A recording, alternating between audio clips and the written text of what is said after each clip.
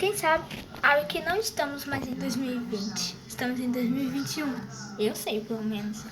Então, por que esse papel tá escrito 2020? Ai, gente, eu não sei.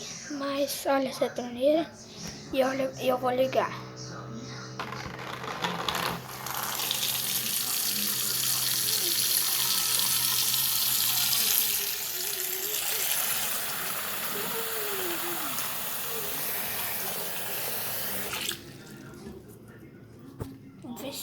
Vamos ver se deu certo. 2021. Esse 2020 tá 2020 aqui.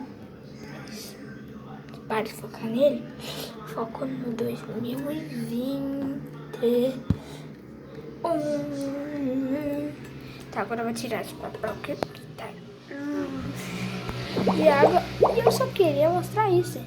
Que eu vi no YouTube um cara fazendo água com areia.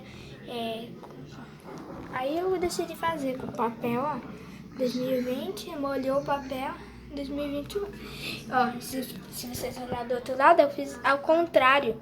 Senão ia ficar ao contrário desse lado. É muito difícil de entender. Alguns vão entender e alguns não, né? Então foi esse o vídeo que eu ia postar. Eu só quero mostrar isso, né? E eu vou colocar meu chinelo novo que eu ganhei. E tchau.